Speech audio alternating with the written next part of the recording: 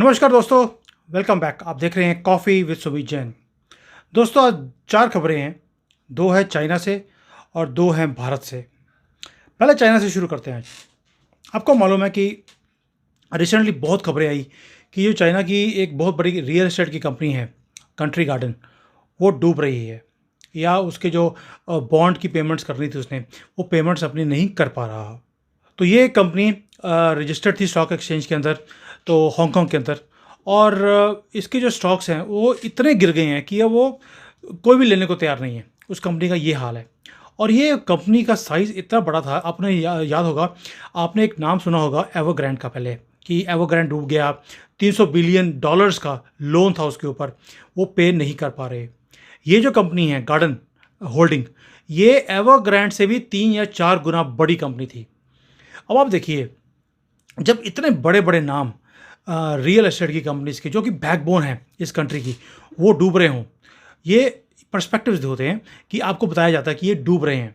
Yes, they are going down. ये अपनी payments नहीं कर पा रहे क्योंकि इनकी जो प्रॉपर्टीज़ हैं वो नहीं बिक रही, लोग खर्च नहीं कर रहे हैं, नए मकान बिक नहीं रहे।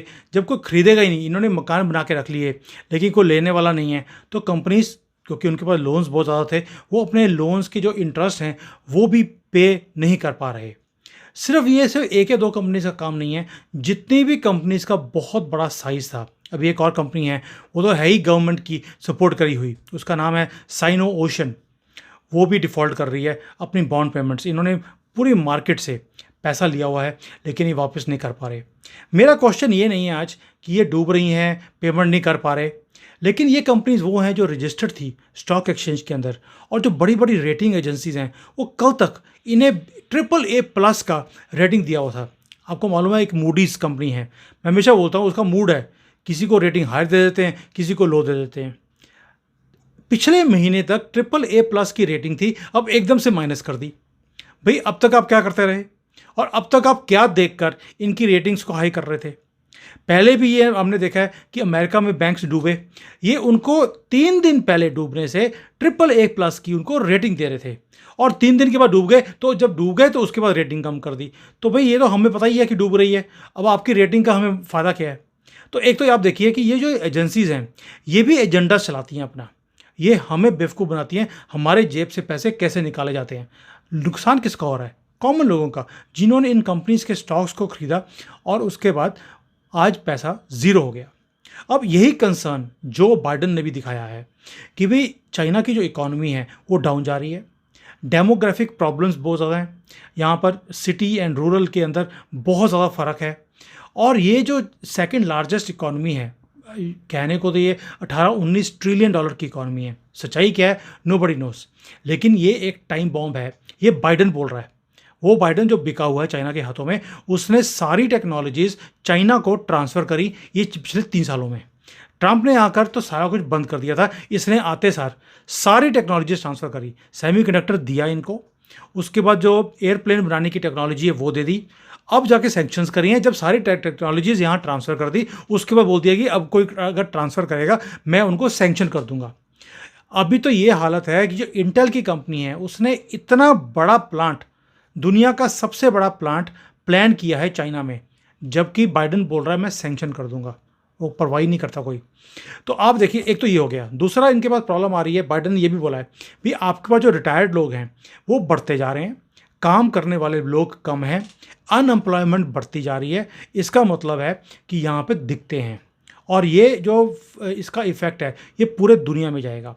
उसने इवन की जो बेल्ट एंड रोड इनिशिएटिव है उसको भी बोल दिया कि ये बेल्ट एंड रोड नहीं है, ये लोगों के गर्दन में फांसी देने वाला काम है कंट्रीज़ के लिए, कि आप उसको पहले डेट देते हो, डेट देने के बाद आप जो रस्सी है उसको टाइट कर देते हो कि दूसरा आदमी सांस भी ना ले सके। और उनका जो फाइनेंशियल बर्डन है उस कंट्रीज़ के अंदर इतना ज़्यादा बढ़ जाता है उस कंट्रीज़ का कि वो फिर अपनी एसेट्स उनको चाइना को बेचनी पड़ती हैं। हमने श्रीलंका का हाल देख लिया, हमने पाकिस्तान का हाल देख लिया। अब जो बाइडन पहली बार है कि वो चाइना के अगेंस्ट ऐसी चीज़ें बोल रहा है। दैट मीन्स कि कहीं ना कहीं ये जो अगर अगर कभी भी चाइना डूबेगा तो इसका इफ़ेक्ट सारे वर्ल्ड के ऊपर होगा, और हमें इसके लिए अपने आप को प्रिपेयर करना चाहिए। अब आते हैं भारत के ऊपर। आपने मोदी जी की स्पीच सुनी होगी, उन्होंने एक मुद्दा उठाया वो था कच्छा थीवू, जो आइलैंड है एक श्रीलंका के पास, उसका, कि भाई इंदिरा गांधी ने 1970 से लेकर 76 में जब वो प्रधानमंत्री थी, उसने ये आइलैंड उठाकर श्रीलंका को दे दिया। ये एक डिस्प्यूटेड आइलैंड था। इंडिया भी उसको क्लेम करता था, श्रीलंका भी करता था। इंडियन जो हैं फिशरमैन है वो यहाँ जाकर फिशिंग करते थे, श्रीलंका वाले भी करते थे। लेकिन इंदिरा गांधी, क्योंकि ये गांधी फैमिली को लगता है कि ये इनकी जागीर है पूरी कंट्री, जिसको मर्जी दे दो, इंदिरा गांधी ने ये आइलैंड दे दिया। बड़े पप्पू जी जवाहरलाल नेहरू, उन्होंने उठा के हमारा अक्साई चेन चाइना को गिफ्ट कर दिया था। पीओके आपको पता ही है, उन्होंने मुद्दा कैसे वर्ल्ड लीडर बनने के चक्कर में उन्होंने यूनाइटेड नेशंस में चले गए, जीता हुआ युद्ध, और पीओके पाकिस्तान को दे दिया। पप्पू जी आए थे छोटे वाले हमारे यहाँ चाइना में 2008 में, वो आकर यहाँ पर एग्रीमेंट करके चले गए, पूरी इंडस्ट्री का तबाह कर दिया। और कुछ पैसे लेने के लिए राजीव गांधी फाउंडेशन में उन्होंने हमारी ज़िंदगियों के सौदे कर लिए। आप सोच के देखिए ये गांधी फैमिली कैसी फैमिली है। पहली जनरेशन, मैं पहली बोल रहा हूँ बड़े पप्पू से, वहाँ से लेके आज तक इन्होंने जितने एग्रीमेंट करे वो सारे देश को बेचने के लिए करे। अभी मैं राजीव गांधी की बात नहीं कर रहा हूँ बिकॉज वो है भी नहीं यहाँ पर। सेकेंडली वो जो बॉफर्स में उन्होंने जो कुछ किया, और वो उन्होंने खुद ही बोला था मैं 1 रुपये भेजता हूँ, 85 पैसे तो मेरी फैमिली खा जाती है, 15 पैसे नीचे पहुँचते हैं। ये हालत है कांग्रेस की, ये सच्चाई है इनकी। और मोदी जी ने बहुत बढ़िया तरीके से इस मुद्दे को लिया कि भाई आप जब भी सत्ता में आते हो, आप हमारे देश का बंटवारा करते हो या हमारी चीज़ों को आप दूसरे कंट्रीज़ को गिफ्ट कर देते हो। भाई हमारे आसपास 3 कंट्रीज़ हैं, नीचे श्रीलंका है, उसको गिफ्ट कर दिया, पाकिस्तान को कर दिया, चाइना को कर दिया, अगली बार आएंगे कुछ ना कुछ बांग्लादेश को भी कर देंगे। ये इनकी औकात है। तो वेरी इंपॉर्टेंट मुद्दा जो आई ओपनर था मेरे लिए भी कि यार ये फैमिली अब तक क्या करती है ये। अब दोस्तों आखिरी बात वो आपसे पूछना चाहता हूँ कि अभी इन्होंने एक रिफॉर्म्स लेके आने की कोशिश कर रहे हैं मेडिकल के अंदर। हमें मालूम है कितनी धांधली होती है, लेकिन जो अभी एक रिपोर्ट आई कि जो ये इंश्योरेंस करवा रहे हैं, गवर्नमेंट करवा रही है, सबको इंश्योरेंस देने की बात कर रहे हैं। इसके अंदर इतनी धांधली है कि जो लोग मरे हुए हैं उसके ऊपर भी मेडिकल के बिल बनाए जा रहे हैं, इंश्योरेंस कंपनी से पैसे लिए जा रहे हैं, हॉस्पिटल भी इन्वॉल्व है, लोग भी इन्वॉल्व हैं, पॉलिटिशियंस इन्वॉल्व है। मैं इसके ऊपर एक डिटेल्ड वीडियो बनाने वाला हूँ। और चाइना में भी ये कुछ हो रहा था, लेकिन इन्होंने क्या किया है कि सारा कुछ इन्होंने एक झटके में कंट्रोल कर दिया। मैं इसके ऊपर डिटेल्ड वीडियो बनाने वाला हूँ। कई लोग हैं जिन्होंने मुझे पहले भी बोला कि भी हम वी वर प्रेग्नेंट और हम हॉस्पिटल में गए, वी वर बिल्कुल ठीक ठाक थे, लेकिन डॉक्टर्स ने बोला कि तो सिजेरियन करना पड़ेगा, और उन्होंने लंबा चौड़ा एक बिल बना के दे दिया।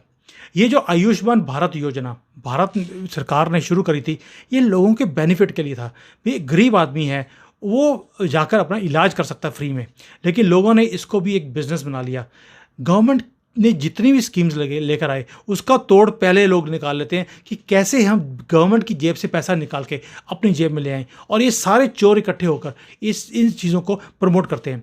आप अपनी राय मुझे ज़रूर देना इसके ऊपर कि क्या आपको भी मालूम है कि इसमें pharma companies, hospitals, doctors, politicians, policy makers, LIC वाले, ये सारे कैसे इन्वॉल्व हैं इस सारी धांधली को करने के लिए। और जो मोदी जी इतनी स्कीम्स लेके आ रहे हैं कि मैं कंट्री को आगे लेके जाऊं, ये एक ही इनका मुद्दा है कि कंट्री कैसे बिक जाए और इसके टुकड़े हो जाए।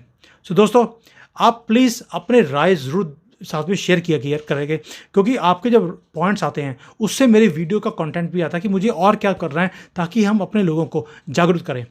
जय हिंद दोस्तों।